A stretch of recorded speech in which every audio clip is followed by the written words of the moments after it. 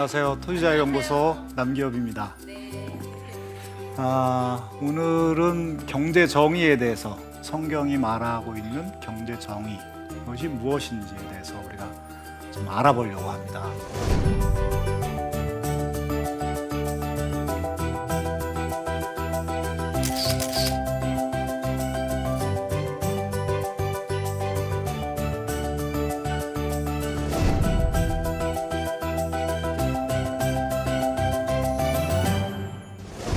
경제하면 우리가 좀 마음이 좀 눌리죠. 네. 좀 무겁습니다, 사실. 네.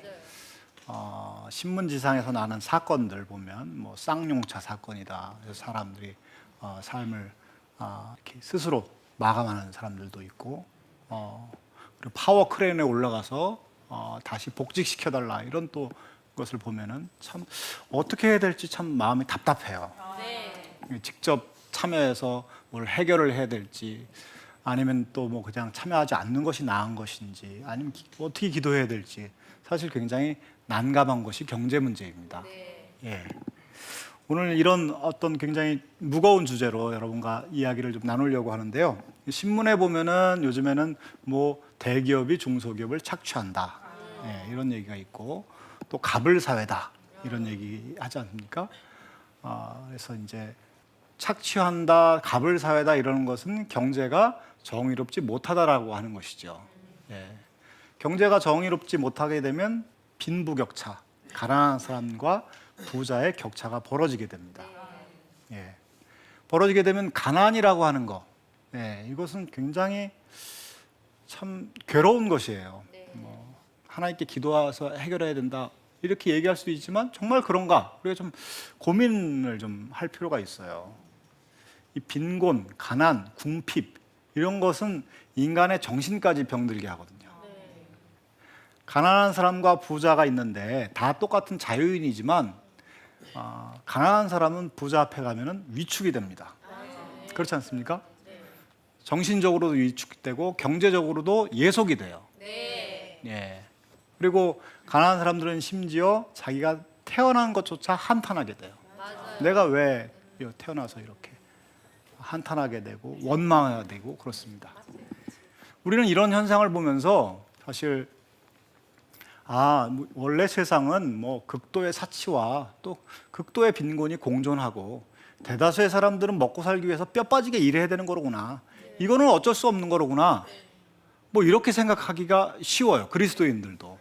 예, 이거는 어쩔 수 없고 여기서 우리가 잘 살아남기 위해서 열심히 노력하는 수밖에 없다. 이렇게 생각하기 쉬운데 사실은 그렇지 않습니다.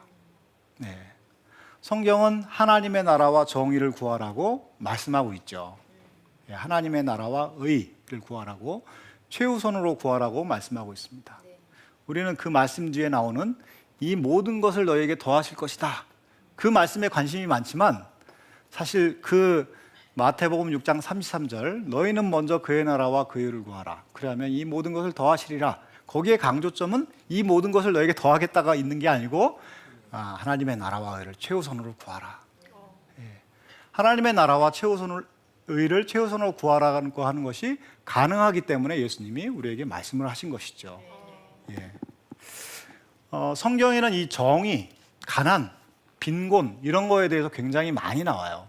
예. 미국의 그 짐 월리스라고 하는 아주 신실한 그리스도인이 있는데, 이 사람이 자기가 성경을 읽으면서 가난, 빈곤 이런 것을 밑줄을 쳐가면서 읽었대요. 다 읽어봤대요. 그래서 읽고 나서 그 가난 정의를 밑줄 친 것을 가위로 다 오려냈다고 합니다. 그랬더니 성경이 어떻게 됐겠습니까? 너덜너덜해졌겠죠. 네. 그러니까 성경이 얼마나 정의에 대해서, 부에 대해서, 빈곤 문제에 대해서 중요하게 얘기하고 그것을 해결할 것을 촉구하고 있는지를 짐 월리스는 얘기하고 싶은 거예요. 예. 우리는 이제 그 하나님의 말씀을 보면은 이런 말씀이 있습니다. 그 히브리서 4장 12절에 보면 하나님의 말씀은 살았고 운동력이 있어 좌우의 날선 어떤 검보다 예리하여 혼과 영과 및 심령과 골수를 찔러 쪼개기까지 하며 이랬습니다. 예. 아시죠? 그 말씀을. 근데 그 말씀이 진짜 혼과 영과 심령과 골수를 찔러 쪼개까지 하려면 그 하나님의 말씀은 경제적인 영역까지 들어와야 돼요. 돈 지갑까지 내려와야 실제적인 회개, 아, 저 사람은 정말 회개한 삶을 살고 있구나, 다른 사람들이 확인할 수 있는 회개를 할 수 있게 됩니다. 진짜 변화된 삶을 살 수 있게 되죠. 또 하나 말씀드릴 거는 정의와 자비가 있어요. 정의와 자비. 정의와 자비 중에서 어떤 것이 더 중요하고 또 필요한가, 더 어떤 것을 우선시 여겨야 되나 우리가. 자비는 이런 것이죠. 강도 만난 사람이 있습니다. 그 사람을 도와주고 내 돈을 들여서 도와주고, 이런 것은 자비죠. 예. 근데 정의는 뭐냐면 강도 안 나오게 하는 겁니다. 예. 강도를 안 나오게 하는 것이 정의입니다. 그렇다면 정의에 우리가 힘을 쏟아야 될까요? 자비에 힘을 쏟아야 될까요? 예, 정의, 자비. 두 개 다 힘을 쏟아야겠지만 당장 피를 흘려서 지금 넘어져 있는 사람을 우리가 도와줘야 되잖아요. 근데 궁극적으로 우리가 역량을 집중시키고 관심을 집중시키고 영적 전쟁을 해야 할 것은 바로 정의이죠. 예. 가난한 사람들이 덜 나오게 하는 제도, 그런 제도를 만드는데 우리가 노력을 기울여야 됩니다.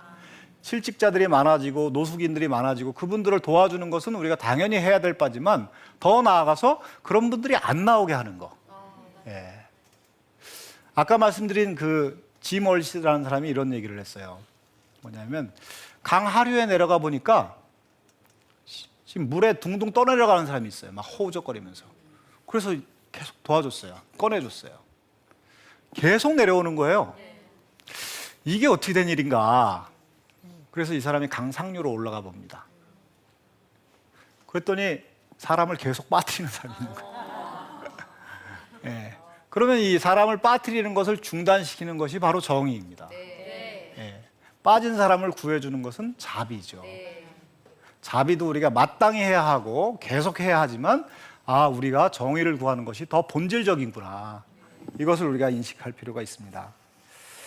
근데 제가 지금 계속 정의에 대해서 얘기했는데, 정의란 과연 무엇인가? 근데 정의가 무엇인가 우리가 간단하게 우리 생각을 해볼 수가 있어요. 정의는 사실 사회에서만 필요한 것입니다. 가치입니다. 혼자 사는 사람에게는 정의가 불필요해요. 사실 정의는 관계의 문제예요. 관계 문제. 그럼 정의가 뭐냐면 올바른 관계죠. 한 사람이 다른 사람을 착취하거나 괴롭히는 건 이건 부정의한 거다라고 얘기할 수가 있겠어요. 근데 이제 우리가 지금 경제 정의, 경제 영역에서 정의를 지금 논하고 있는데, 경제 정의를 논하기에 앞서서 우리는 경제라고 하는 것은 유기체라고 하는 것을 이해할 필요가 있어요. 예, 다 연결되어 있다라고 하는 거예요. 한쪽 부분에서의 부정의가 거기서 끝나는 것이 아니라 다른 데 영향을 주고 있다는 거예요.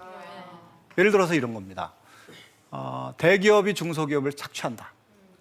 예, 그럼 중소기업이 어떻게 제대로 운영될 수가 없겠죠. 예, 우리 뭐 전문 용어로 말하면 영업이익률이 떨어집니다. 중소기업 근로자들도 노동자들도 제대로 된 임금을 받을 수가 없어요. 저임금 상태에 시달리게 되죠. 우리나라의 한 70% 정도가 중소기업에 다니고 있는데, 대기업이 중소기업을 이렇게 착취하게 되면 중소기업의 노동자들의 삶이 어려워지게 되죠. 그럼 중소기업 노동자들이 어려워지게 되면 소비가 살아나겠습니까? 죽겠습니까? 죽어요. 예, 가라앉게 되죠.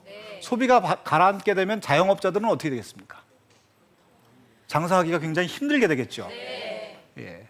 이렇게 대기업이 중소기업을 착취하니까 거기에 다니는 노동자들도 삶이 굉장히 어렵고, 그렇게 하니까 자영업자까지 연결이 되고, 이렇게 다 연결이 돼 있다는 거예요.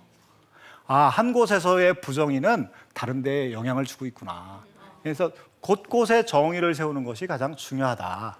이렇게 이제 우리가 이해할 수 있을 것 같습니다. 근데 우리가 살고 있는 이 시장 경제라고 하는 거, 우리가 지금 살고 있는 게 시장 경제인데요. 이 시장 경제는 수많은 사람들의 관계로 이루어져 있어요. 예, 관계를 하고 있습니다. 그 중에서 중요한 관계 세 가지만 추려보면은, 첫 번째는 노동자와 사용자의 관계예요.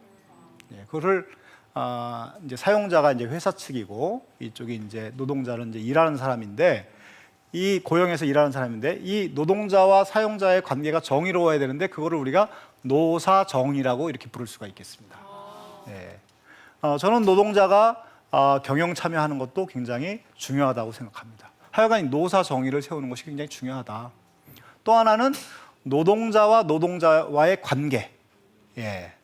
그러니까 같은 회사에서 일하는데 똑같은 일을 하는데 심지어는 더 힘든 일을 하는데 비정규직이라고 해서 임금이 절반밖에 안 된다. 그거는 부정의한 거죠. 맞아요. 예, 정말 부정의합니다. 똑같은 일하고 심지어는 더 힘든 일을 해요. 예, 이거는 부정의하다. 그것을 바로잡는 것을 노동정의라고 이렇게 부를 수가 있어요. 예, 노동정의, 노사정의, 노동정의. 예. 또 하나는 기업과 기업의 관계가 있어요.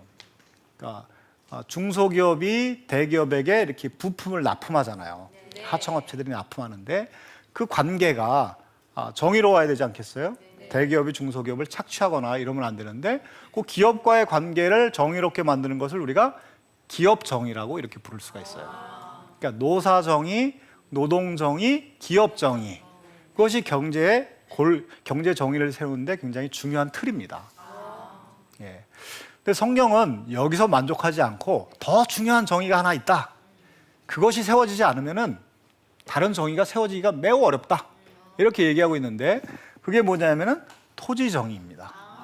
예. 토지 정의가 가장 중요하다. 이렇게 얘기하고 있어요. 그 토지 정의를 집중적으로 얘기하고 있는 그런 말씀은 레위기 25장에 나와 있습니다. 희년 말씀에 나와 있어요. 희년 들어보셨습니까? 예. 희년 말씀에 보면은 토지에 대해서 굉장히 자세하게 가르침을 주고 있어요. 희년 제도는 이런 겁니다. 그 이스라엘 사람들이 이제 이집트를 탈출하고 나서 출애굽을 하고 나서 가나안에 들어가게 되죠. 네. 그래서 레위 지파를 제외하고 모든 지파가 각자 땅을 분배받아요. 예. 그리고 그 지파 안에서는 땅을 이제 가족별로 또 분배해 줘요. 그러니까 모든 사람들이 땅을 지금 소유하고 있는 거죠. 예. 농경 사회에서 땅이 없으면 어떻게 되겠습니까? 예. 소작농에게 무슨 자유가 있겠습니까? 예. 그러니까 모든 사람들이 자유롭게 살기 위해서는 땅을 나눠주는 것이 필요하다 해서 성경은 이렇게 땅을 골고루 분배해 줬어요. 그리고 나서 영구매매를 금지했습니다.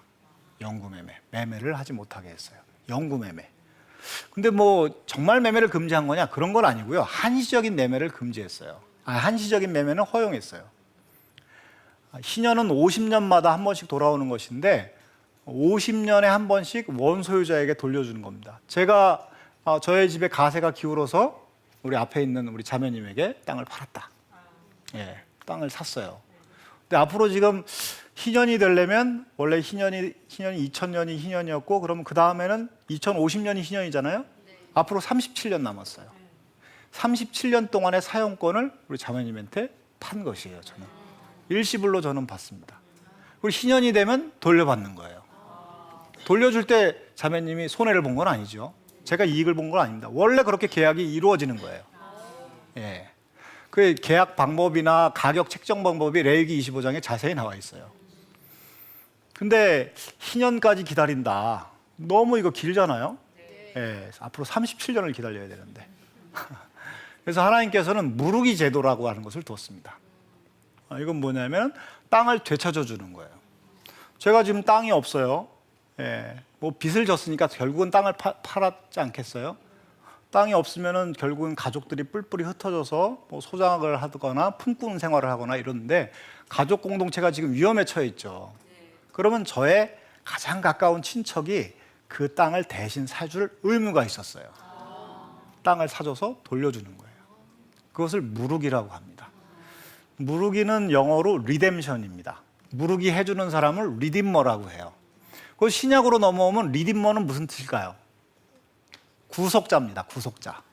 예수님의 사역이에요. 예수님은 우리의 친척이 되어주셔서 자기의 값비싼 피를 대신 피를 흘려서 값을 지불하고 우리를 마귀의 종되었던 우리를 사오셨잖아요. 네. 값을 대신 지불하셨어요. 그것이 바로 구속자고 리디머입니다. 그러니까 예수님은 구약의 율법을 폐지하러 온 분이 아니라 완성하러 온 분입니다. 희년을 무시한 게 아니라 희년의 사상을 받아들이면서 한 차원 높은 차원으로 승화시켰죠. 근데 이 성경의 정신은 모든 사람에게 땅에 대한 권리는 평등하다, 이런 것이 신현의 정신입니다. 왜냐하면 인간은 토지가 없으면 자유도 없기 때문에. 인간은 자동차가 없으면 불편하지만 땅이 없으면 생존이 불가능합니다. 예. 그렇기 때문에 평등한 토지권, 이것이 이루어져야 된다라고 하는데, 지금은 그렇지 않죠. 땅을 마음대로 사고 팝니다. 땅을 통해서 돈을 벌기도 합니다. 어마어마한 돈을 소수가 벌기도 합니다. 이렇게 성경은 토지 정의를 중요하게 여기는데, 그럼 토지 정의를 어떻게 그럼 도대체 확립하겠다고 하는 거냐? 가장 좋은 방법은 토지에서 발생하는 이익을 세금으로 환수하는 것이 가장 좋은 방법이에요. 예. 왜 토지에서 발생한 이익을 세금으로 환수하냐면 그 자체가 정의로운데요. 왜 그러냐면 토지 가격이 올라가고 가치가 이렇게 올라가는 것은 땅 주인의 노력이 아니라 사회 전체의 노력이거든요. 어떤 지역이 발전한다, 그러면 정부가 개발 계획을 세우지요. 예, 농지가 또 무슨 산업단지로 변하고 택지로 변하고 이러지 않습니까? 개발 계획을 세우게 되면 가치가 또 올라가죠. 정부가 도로를 놓습니다. 전철역을 세웁니다. 학교도 짓습니다. 파출소도 세웁니다. 사람들이 몰려 삽니다. 그럼 어떻게 되겠어요? 토지 가치가 올라가죠? 네. 누가 노력한 겁니까? 정부와 사회가 노력한 거죠.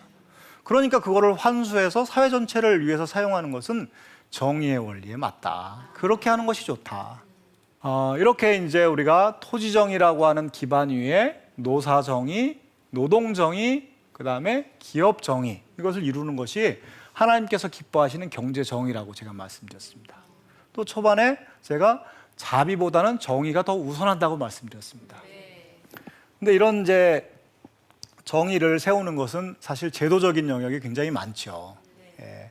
이런 제도를 만들기 위해서 또 이런 제도를 만들기 위해서 애쓰는 정치인이나 우리가 정당, 이런 정당에게 우리가 표를 주고 지지해주고, 그런 것은 굉장히 우리에게 중요하다고 생각해요. 또 교회에서도 이런 경제 정의를 이룰 수 있는 하나님의 방법이 있다. 원래 사회는 극도의 사치와 극도의 빈곤이 공존하고 대다수의 사람들은 먹고 살기 위해서 뼈 빠지게 일해야 되는 것이 원래 사회가 아니라 부정의하기 때문에 그렇다. 정의롭게 만들 수 있는 방법이 있다 라고 하는 것을 기독교인들이, 우리 그리스도인들이 공유하고 그런 건강한 여론을 형성시켜서 사회에 흘려보내야 돼요. 그럼 그 여론은 어떻게 될까요? 여의도로 향하게 되겠죠. 예. 그러면은 이제 법과 제도가 바뀔 수가 있습니다. 또 이제 자기가 가지고 있는 어떤 경제 권력이 또 이렇게 수많은 소득을 누렸는데 이 소득이 과연 성경적인지 우리가 성찰해보고 그렇지 않다면 우리가 회개할 필요가 있습니다. 회개를 해야 합니다. 삭개오처럼 회개해야 합니다. 회개의 열매를 맺어야 합니다. 또 우리 중에서 대기업의 임원으로 있는 사람이라면 중소기업과의 관계를 어떻게 정상화시킬까를 고민해야 합니다. 또 기업을 운영하는 사람, 그러면 그 사람은 노동자와 어떻게 내가 이렇게 경영에 참여시켜서 이렇게 같이 화합하는 문화를 만들 수 있을까? 그런 모델을 만들어서 사회에 이렇게 좀 보여줘야 돼요. 기독인 기업은 굉장히 다르구나. 노사가 항상 쟁투하는 것이 아니라 화합해서 회사 발전을 위해서 같이 일할 수 있구나. 이런 것을 우리가 모델을 보여줘야 된다. 그리고 더 중요한 것 중에 하나는 우리가 이런 정의를 만들기 위해서 애를 쓰는 그런 어떤 교회에서 저는 그런 데에 관심을 갖고 있는 청년들이나 또 공부하는 사람들이나 이런 데에 관심을 갖고 있는 사람들을 키워서 국회로, 지방의회 의원으로 내보내야 된다고 생각해요. 예, 그런 역할까지 우리가 감당한다면 우리 사회가 좀 더 정의로워지고 하나님의 뜻이 점점 편만하게 우리 사회에 이루어지고 이 부정의 때문에 고통당하는 사람들의 숫자가 현저하게 줄 거라고 저는 생각합니다. 예, 이상 제가 여기서 강의는 마치겠습니다.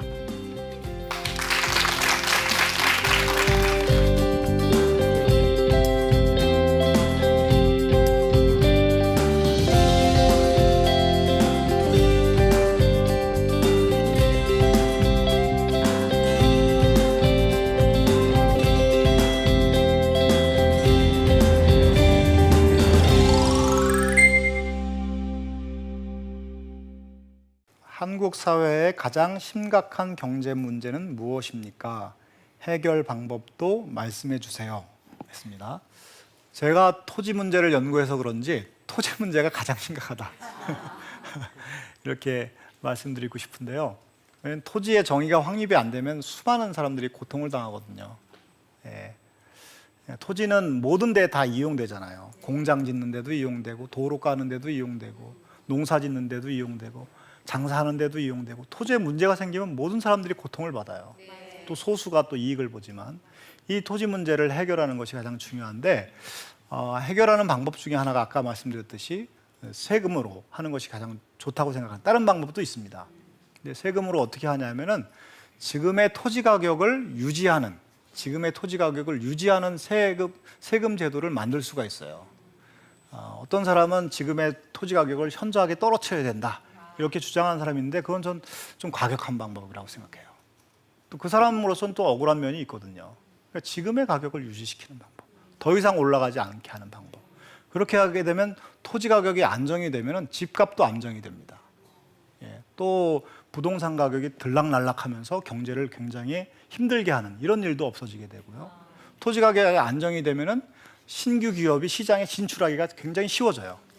그럼 일자리도 많이 생기게 되고, 예, 이런 어떤 선순환 구조를 충분히 만들 수 있다.